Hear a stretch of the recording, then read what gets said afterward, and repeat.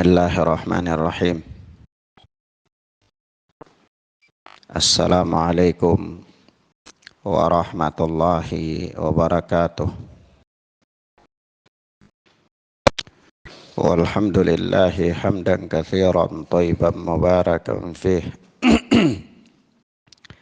kama yuhibbu rabbuna wa yarda. Ashhadu an la ilaha illallah wahdahu la syarikalah wa ashhadu anna Muhammadan abduhu wa rasuluh sallallahu alaihi wa ala alihi wa ashabihi wa man tabi'ahum bi ihsanin ila yaumil qiyamah. Amma ba'd. Ikhwan wa akhwat rahimani wa rahimakumullah. Kita masih dengan pelajaran Syarhus Sunnah oleh Al-Imam Al-Barbahari rahimana wa rahimahullah.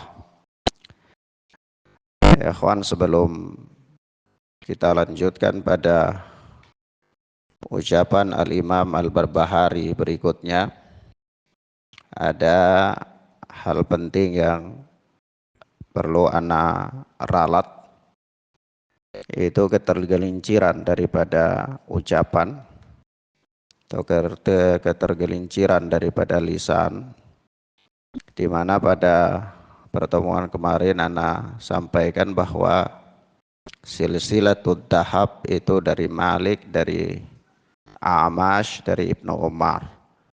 Sebenarnya itu yang ana maksudkan bukan A'mash, tapi Nafi'. Nafi' maula Ibnu Umar. Ya. Naam. Itu apa namanya? Ketergelinciran lisan. Taib. Nah, kalau di sini ana berikan catatan, Nafi' itu ada dua orang yang bernama Nafi', dan dua-duanya merupakan guru Al-Imam Malik rahimana wa rahimahullah.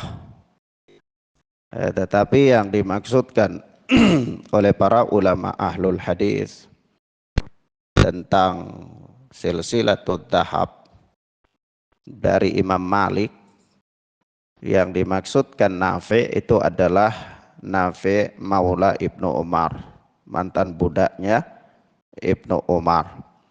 Nama beliau adalah Abu Abdillah Al-Qurashi Al-Adawi. Abu Abdillah Al-Qurashi Al-Adawi. Beliau adalah thiqah, thabat, saduq di dalam ilmu hadis, periwayatan hadis. Adapun Nafi' yang kedua yang merupakan guru Imam Malik juga, itu nama beliau adalah Ibnu Abi Nu'aim. Ibnu Abi Nu'aim lahir pada tahun 79 Hijriah, wafat pada tahun 169 Hijriah. Beliau ini tidak dikategorikan dalam tabakat tabi'in. Walaupun kalau dilihat daripada tahun lahir, itu beliau masuk dalam tahun periode tabi'in. Tapi beliau tidak termasuk tabi'in. Ya, beliau lahir tahun berapa? 79 Hijriah, itu masih tahun hidupnya para sahabat. Karena para sahabat berakhir, ya, dekade masa sahabat berakhir itu tahun 110 Hijriah. Jadi kalau tahun 79 Hijriah itu masih masa sahabat atau tidak? Masih. Hanya beliau tidak digolongkan dalam golongan tabi'in. Beliau digolongkan dalam golongan yang ketiga, tabakat yang ketiga, tabi'at tabi'in. Nah, beliau ini, ya, para ulama ahlul hadis, ya, ada di antara para ulama ahlul hadis yang mengkritik beliau dalam bidang kethiqahannya atau kekuatannya dalam bidang hadis. Ibnu Naim mengatakan beliau thiqah. Ya. Adapun apa namanya, Abu Hatim mengatakan beliau saduq, sementara Al-Imam Ahmad mengatakan beliau kalau di dalam periwayatan hadis itu beliau hasan. Hanya kalau di dalam qiraah itu beliau disepakati oleh para ulama bahwa beliau adalah hujjah. Kalau dalam bidang apa? Qiraah. Beliau ini dijuluki dengan penanya Al-Quran. Penanya Al-Quran. Beliau dalam belajar ilmu qiraah, itu kalau qiraah yang diriwayatkan dari satu orang, itu beliau nggak mau ambil. Jadi paling kurang yang harus diriwayatkan dari 2 orang. Nah, beliau ini disebutkan di dalam kisahnya sebagaimana Al-Imam Ad-Dahabi menukilkan di dalam Syiar A'lam Nubala, itu kalau beliau bicara itu keluar bau parfum misk dari mulutnya. Ya, ini yang nama siapa? Nafi', namanya siapa? Ibnu Abi Nuaim. Ini juga salah seorang guru Imam Malik. Jadi kalau antum bicara tentang deretan guru Imam Malik, itu ada 2 orang yang bernama Nafi'. Nafi' Maula Ibnu Umar, yaitu Abu Abdillah Al-Qurashi Al-Adawi, dan Nafi' ahli qiraah, yaitu apa? Siapa namanya? Ibnu Abi Nuaim, lahir tahun 79 Hijriah, wafat tahun 169 Hijriah. Dalam bidang hadis beliau derajatnya hasan, sementara di dalam bidang qiraah beliau hujjah. Beliau apa? Hujjah. Taib. Sampai di situ ya ikhwan ya. Itu catatan yang perlu ana sampaikan kepada antum ya terkait dengan pelajaran yang telah berlalu kemarin. Taib. Kemudian kita lihat perkataan Al-Imam Al-Barbahari rahimana wa rahimahallah.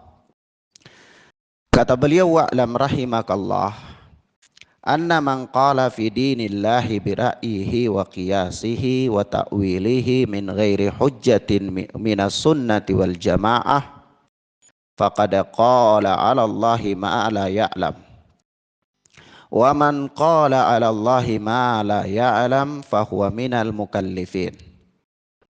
Ya, kalau di apa cetakan ana ini, buku cetakan ana ini dia sudah di poin 105. Kalau punya antum masih mungkin 99. Ya, kalau antum itu berarti ngikut tahqiqnya Ar-Radadi. Az-Zumaiji juga itu. Jadi dia ada 150 poin kalau punya antum itu. Ya. Naam. Taib.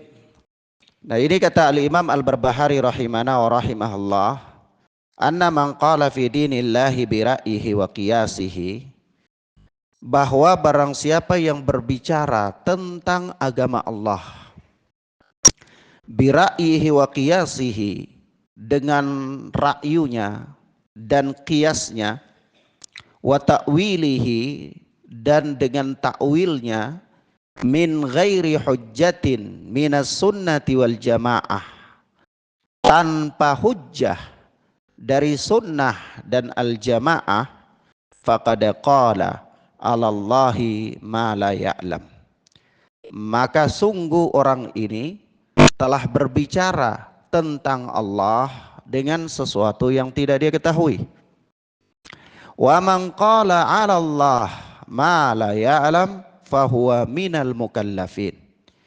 Dan barang siapa yang berbicara, mukallifin ya, dan barang siapa yang berbicara tentang Allah ma la ya'lam, dengan apa yang tidak dia ketahui, fahuwa minal mukallifin, maka dia termasuk orang yang memberat-beratkan diri. Dia termasuk apa? Orang yang takalluf, orang yang memberat-beratkan diri. Naam. Taib. Ikhwan wa akhwat, a'azzani Allah wa iyyakum. Luar biasa sekali ya, setelah Al-Imam Al-Barbahari pada kalimat sebelumnya itu beliau menerangkan kepada kita tentang hakikat ilmu. Di mana hakikat ilmu itu adalah pengamalan terhadap Al-Quran dan Sunnah. Pengamalan terhadap Al-Quran dan Sunnah. Sehingga tidak ada artinya orang yang memiliki perpustakaan yang besar, orang yang memiliki hafalan-hafalan yang banyak, orang yang memiliki perbendaharaan yang begitu luas, tetapi tidak ada pengamalan dalam kehidupannya. Ya, sehingga hakikat daripada ilmu itu adalah orang-orang yang mengamalkan ilmunya. Ya, sebagaimana Allah Azza wa Jalla mencela. Allah mencela orang yang memiliki banyak perbendaharaan tetapi tidak ada di dalam pengamalan. Nah, celaan itu di mana Allah Subhanahu wa taala menyamakan mereka dengan himar. Di dalam ayatnya Allah Azza wa Jalla berfirman apa? Di dalam surat Al-Jumu'ah ya. Mathalul ladzina hummilut taurata thumma lam yahmiluha kamathalil himari yahmilu asfara. Ya. Nah, perumpamaan orang-orang yang diberikan kepada mereka Taurat itu kemudian lam yahmiluha, mereka tidak mengamalkannya, itu kamathalil himari yahmilu asfara, sebagaimana perumpamaan mereka itu seperti keledai yang apa? Membawa kitab-kitab, bawa kitab banyak, punya referensi yang banyak, punya perbendaharaan yang banyak, tapi kosong dari pengamalan. Kosong dari pengamalan. Nah, setelah Al-Imam Al-Barbahari menyebutkan prinsip ini bagi kita yang mengingatkan kepada kita bahwa perkara paling terpenting dari ilmu itu adalah pengamalan terhadap ilmu itu. Nah, setelah beliau mengatakan yang demikian, beliau kemudian mewanti-wanti kita dari berbicara dalam urusan agama tanpa ilmu. Ya, ini tertib yang luar biasa bagus ya. Nah, itu apa kata beliau di sini yang kita bacakan pada poin ini? Wa'lam rahimakallah. Ketahuilah semoga Allah merahmati engkau. Doa ya. Bahwa seorang guru itu dia sangat penyayang terhadap para tulab, para penuntut ilmu. Ya, bahkan para penuntut ilmu itu mendapatkan tempat tersendiri di dalam pandangan syariah. Sampai-sampai Rasulullah mengatakan marhaban bi talibil ilm. Selamat datang kepada para penuntut ilmu. Ya, mereka mempunyai tempat tersendiri dalam pandangan syariah. Nah, seorang guru, di antara adab-adab guru itu dia penyayang terhadap murid-muridnya. Meskipun terkadang ada guru yang dia mutasyaddid, dia keras. Ala kulli hal, seorang penuntut ilmu dia juga bersabar dalam menghadapi perangai guru. Ketika dia berhadapan dengan guru yang lembut, dia senang. Ketika berhadapan dengan guru yang mungkin agak keras, juga dia bersabar. Dia bersabar. Ya, sebagaimana kita dapati dalam perjalanan para salaf ya, ada sebahagian para penuntut ilmu yang diusir dari majelis, ya, atau ada juga seperti Al-Imam A'mash yang sering meludah ke sampingnya dan ternyata ada orang baru datang nggak tahu apa-apa, duduk di situ dan diludahi sama Imam A'mash, tapi nggak gerak, tetap aja diam sampai selesai pelajaran. Ya, kalau kita di zaman ini ya keluar sudah habis guru kita itu, ya, dikuliti, ya, dipreteli sampai hal yang sekecil-kecilnya tentang guru tersebut. Nah, ini su'ul adab, adab yang jelek ya terhadap ilmu dan terhadap para pembawa ilmu. Maka dari itu kita membutuhkan kesabaran. Kesabaran ketika belajar, kesabaran ketika berhadapan dengan sifat-sifat guru, ya, perangai guru dan seterusnya. Guru juga begitu, bersabar dengan murid. Ada murid yang datang ngantuk-ngantuk, tapi guru sabar, nggak apa-apa. Ada murid yang datang nggak catat, guru sabar, nggak apa-apa. Ya, ada murid yang datang hanya sekedar hadir aja, nongkrong gitu di majelis ilmu sambil tidur, nyander, ya nggak apa-apa. Guru sabar. Itu juga kesabaran guru. Seandainya kalau guru nggak sabar ya, guru ngomong antum tidur nyantai, lebih lagi ngorok gitu loh, ya. Tapi sabar aja. Itulah adab dalam menerima ilmu dan mengambil ilmu. Nah, Ala kulli hal, ana sarankan kepada antum baca deh kitab-kitab tentang adab-adab menuntut ilmu yang ditulis oleh Al-Imam Az-Zumaiji, yakni apa? Al-Mawasi', kemudian Al-Adab apa? Lupa nama-namanya itu. Kitab-kitab ulama pendahulu. Kalau sekarang ini ya dia terlalu kontemporer ya. Ulama adab-adab para penuntut ilmu yang ditulis oleh para ulama-ulama terdahulu. Ya. Baik. Maka barang siapa ya, beliau mengatakan rahimakallah, semoga Allah merahmati engkau. Ya, guru itu dia banyak-banyak mendoakan muridnya. Apalagi kalau muridnya mungkin mengingatkan dia tentang apa? Kesalahannya, kekeliruannya, dia doakan. Dan anda rasakan ya kawan, ketika anda masih di Yaman, itu para masyayikh kalau menyampaikan hadis, lalu misalnya mereka keliru, ya, ada keliru ketergelinciran lisan, dan di situ juga langsung kita ingatkan ya syekh ini, di majelis itu langsung kita ingatkan. Nah begitu kita ingatkan, apa kata mereka? Barakallahu fiik. Senang, subhanallah, senangnya luar biasa para masyayikh itu kalau dia keliru lalu kita ingatkan. Ya berbeda dengan para dai di zaman ini, kalau diingatkan sama muridnya dia katakan gairul muadab. Ini apa? Ndak beradab. Padahal dianya yang beradab karena nggak mau menerima kebenaran, nggak mau menerima kebenaran. Karena apa? Hakikat daripada kesombongan itu adalah batarul haq, ya, menolak apa? Kebenaran. Maka kebenaran itu adalah kata para ulama dhalatul mu'min, ya, permatanya orang mukmin yang hilang, ya. Maka dimanapun anda mendapatkannya, maka ambil itu kebenaran, ambil itu apa? Kebenaran. Naam. Kemudian kata beliau, anna man qala fi dinillahi bi ra'yihi wa qiyasihi wa ta'wilihi min ghairi hujjatin minas sunnati wal jamaah. Bahwa barang siapa yang berkata tentang Allah dengan ra'yunya dan kiasnya serta takwilnya tanpa hujjah dari sunnah dan al-jamaah, faqad qala Allahi ma la ya'lam. Maka orang ini telah berbicara tentang Allah dengan apa-apa yang tidak dia ketahui. Wa man qala 'ala Allahi ma la ya'lam fa huwa minal mukallifin. Dan barang siapa mutakallifin, barang siapa yang berbicara tentang Allah dengan sesuatu yang tidak dia ketahui, ya, maka sungguh dia termasuk orang yang memberat-beratkan diri. Subhanallah. Ikhwan, prinsip di dalam beragama ini adalah yusrun, mudah. Nah, Rasulullah sallallahu alaihi wasallam mengatakan inna din yusrun. Agama ini mudah. La yushaddad din illa ghalabah. Tidak ada orang yang memberat-beratkan diri dalam agama kecuali dia akan kalah, dia akan capek dengan agama. Dengan pengamalan agama itu karena dia tasyaddud, dia memberat-beratkan diri dalam pengamalan agama, akhirnya dia akan capek sendiri. Dia akan apa? Capek. Maka prinsip agama ini, prinsip paling pertamanya adalah memudahkan atau mudah.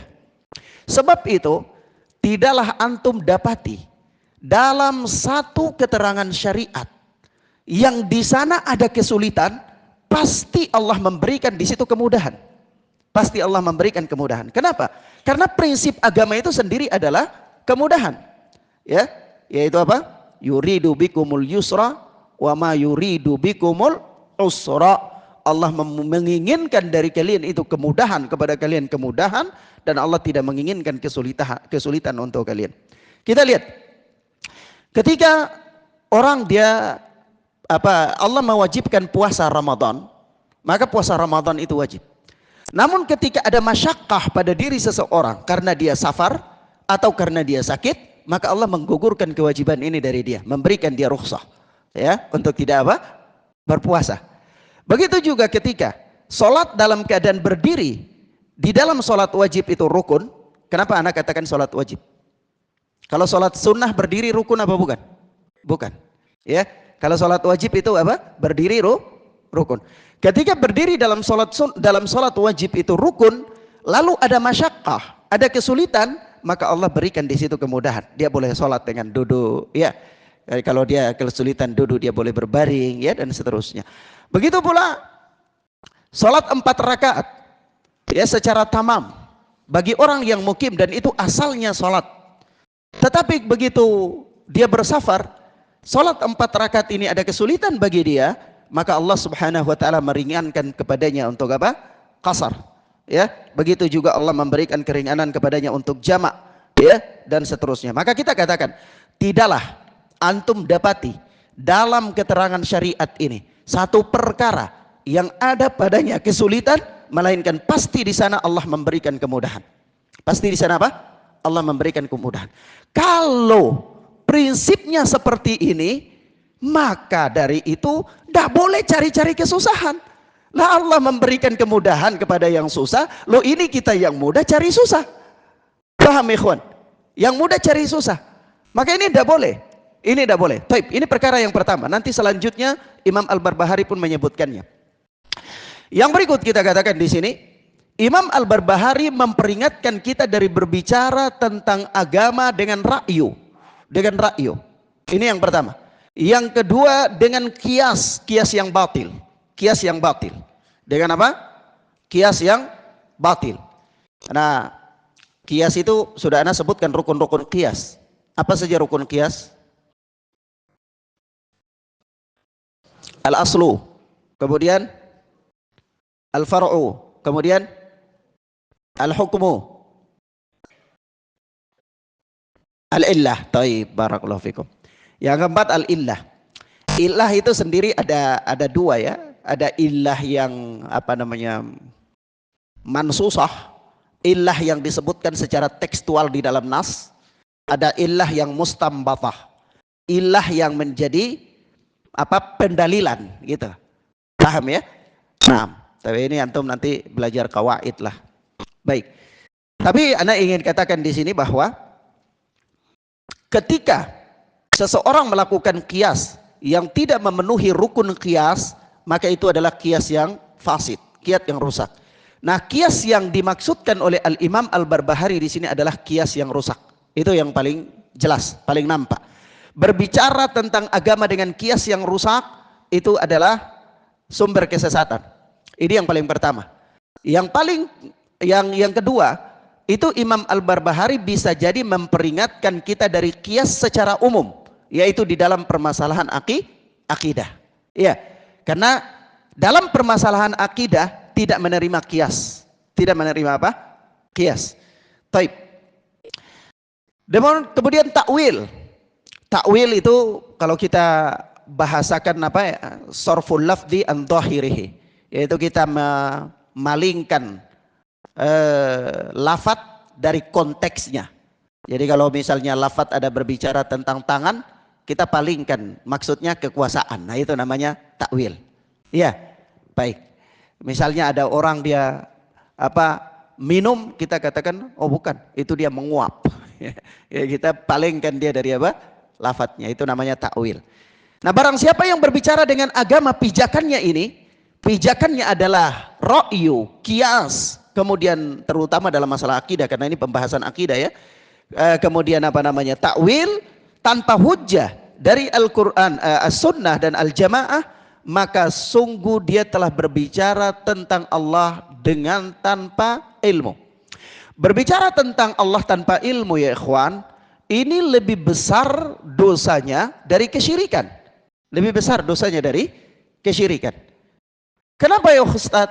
Karena ketika antum memperhatikan firman Allah, Allah Azza wa Jalla berfirman, "Qul innama harrama rabbiyal fawahisha ma dhahara wa ma batan wal baghya bighairil haqq wa an tusyriku billahi ma lam yunazzil bihi sultana wa an taqulu 'ala Allah ma la ta'lamun." Ya. Iya, begitu ya ayatnya. Baik. Al-Alama Ibnu Qayyim Al-Jauziyah di dalam I'lamul Muwaqqi'in ketika menjelaskan ayat ini, beliau menyebutkan bahwa di dalam ayat ini tertib keharaman. Paham maksudnya? Tertib keharaman ini Allah mulai dengan hal yang haramnya ringan dan Allah berhenti pada hal yang haramnya paling berat. Paham ya, ikhwan? Maka yang paling berat itu apa? Bicara tentang Allah tanpa ilmu. Karena kesyirikan Allah letakkan di bawah itu. Yaitu apa? Wa antusyriku billahi ma lam yunazzil bihi sultana wa antaqulu 'alallahi ma la ta'lamun. Allah mengharamkan, qul inna ma harrama rabbiyal fawahisha, katakanlah sesungguhnya Rabbku mengharamkan kepadaku al-fawahish, wal ithma ma dhahara wa ma batan, dosa yang nampak maupun tidak nampak, wal baghya bighairil haq, melampaui batas dengan cara yang tidak hak, wa antusyriku billahi ma lam yunazzil bihi sultan, dan berbuat syirik dengan apa-apa yang Allah tidak menurunkan keterangan tentangnya, wa antaqulu 'alallahi ma la ta'lamun, dan berbicara tentang Allah dengan apa-apa yang kalian tidak tahu. Maka Allah berhenti di perkara yang terakhir ini, berbicara tentang Allah dengan apa-apa yang kalian tidak punya ilmu. Maka Al-Alama Ibnu Qayyim dalam I'lamul Muwaqqi'in mengatakan berbicara tentang Allah dengan sesuatu yang kita tidak ketahui, itu dosanya lebih besar daripada kesyirikan. Kenapa? Karena kesyirikan pun adalah merupakan bersumber dari berbicara tentang Allah tanpa ilmu. Mafhum ya ikhwan? Kesyirikan terjadi karena apa? Di atas ilmu apa tanpa ilmu? Tanpa ilmu. Mafhum ya ikhwan? Paham ya? Nah ini perkara yang haram, perkara yang nggak boleh sekali, perkara yang dilarang di dalam Islam. Wa man qala 'alallahi ma la ya'lam, dan barang siapa yang berbicara tentang Allah dengan tanpa ilmu, ya, fahuwa minal mutakallifin, dia termasuk orang-orang yang memberat-beratkan diri. Dia termasuk orang-orang yang memberat-beratkan diri. Taib. Sebelum kita jelaskan, kita baca kalimat berikut karena dia punya hubungan yang sangat erat. Kata Imam Al-Barbahari rahimana wa rahimahullah, wal haqqu ma jaa'a min indillahi azza wa jalla wa sunnatu Rasulillah sallallahu alaihi wasallam, wal jamaah majtama'a alaihi ashabu Rasulillah sallallahu alaihi wasallam fi khilafati Abi Bakrin wa Umar wa Uthman. Baik. Kata beliau, dan al-haq itu adalah apa-apa yang datang dari Allah azza wa jalla, dan sunnah itu adalah sunnahnya Rasulullah. Sunnahnya Rasulullah. Wal jamaah, yang dimaksudkan dengan al jamaah itu majtama'a alaihi ashabu Rasulillah fi khilafati Abi Bakrin wa Umar wa Uthman, adalah apa-apa yang disepakati oleh para sahabat Rasulullah pada masa pemerintahan Abu Bakar, Umar dan Uthman. Taib. Di sini Imam Al-Barbahari menerangkan kepada kita tentang apa yang dimaksudkan dengan kebenaran. Jadi kebenaran itu tidak ada lain. Kebenaran itu adalah yang datang dari sisi Allah. Sudah. Itu poinnya. Kebenaran itu yang datang dari sisi Allah. Maka kias bukan kebenaran, takwil bukan kebenaran, ra'yu bukan kebenaran. Begitu. Paham ya ikhwan? Hubungannya dengan kalimat sebelumnya, Imam Al-Barbahari menerangkan kepada kita, memperingatkan kepada kita dari perkara tersebut, dan beliau menerangkan apa itu hakikat kebenaran. Hakikat kebenaran adalah sesuatu yang datang dari Allah. Adapun sunnah, yang dimaksudkan dengan sunnah itu adalah sunnah Rasulullah. Apa itu sunnah Rasulullah? Para ulama berbeda dalam mendefinisikan. Memang perkara definisi ini kadang beda, ya. Oleh sebab itu para fuqaha mendefinisikan sunnah itu apa? Sebagai apa?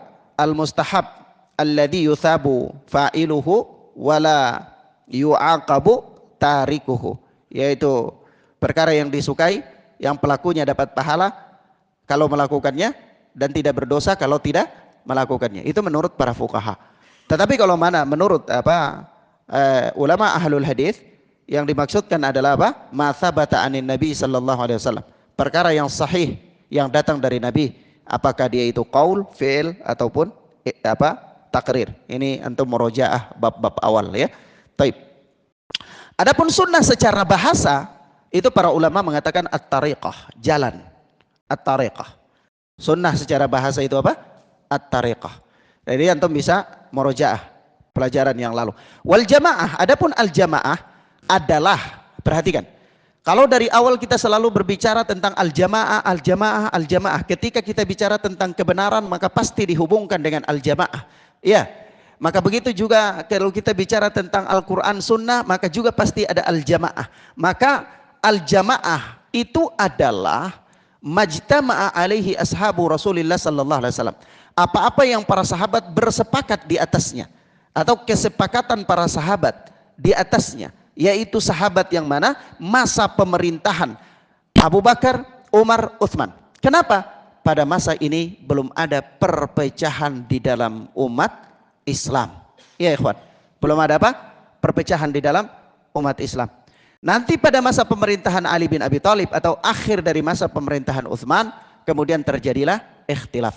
Sebab itu ada peristiwa menarik yang disebutkan oleh Al-Imam Bukhari dan Muslim dalam sahih keduanya, yaitu tentang peristiwa solatnya Utsman bin Affan pada musim haji, ya, di Mina, di mana Utsman bin Affan solat secara tamam, solat secara lengkap, ya, padahal waktu itu beliau adalah musafir. Ketika beliau solat secara lengkap, ini protes oleh Ibnu Mas'ud radhiyallahu taala anhu.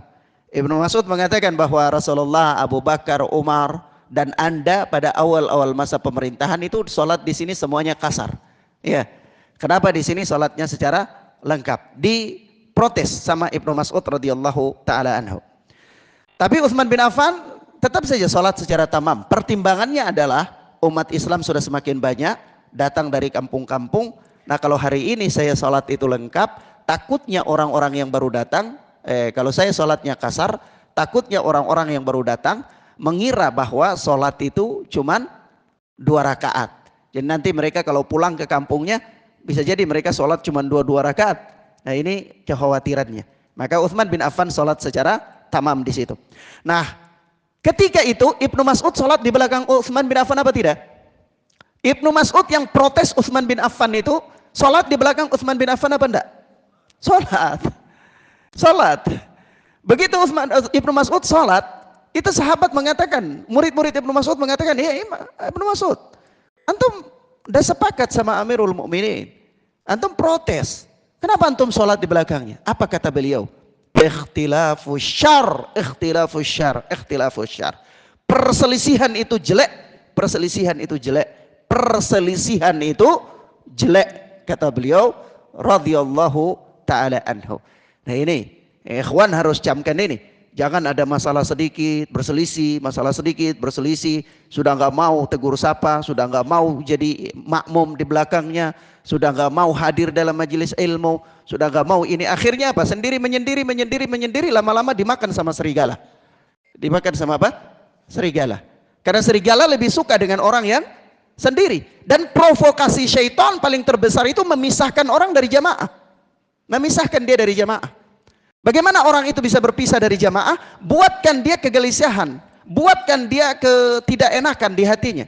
Ya, dari apa? Ya lihat hal-hal yang jelek. Ya ikhwan, kalau lihat hal yang jelek, tidak ada manusia yang maksum, Paham ya ikhwan? Kalau antum selalu melihat kepada kejelekan seseorang, maka antum akan mendapati ribuan, ratusan, bahkan jutaan kejelekan orang itu. Nah, kalau sudah kayak gini, gak enak di hati, gak srek. Akhirnya apa? Sudah gak enak, sudah serba sungkan, sudah ini, sudah itu, gak mau lagi sama-sama. Akhirnya menyendiri. Ya syukur-syukur kalau menyendiri kelompoknya besar. Kalau menyendiri cuma seorang diri, maka disergap sama serigala. Sergap sama apa? Serigala. Dan ini provokasi syaitan. Provokasi apa ya ikhwan? Syaitan.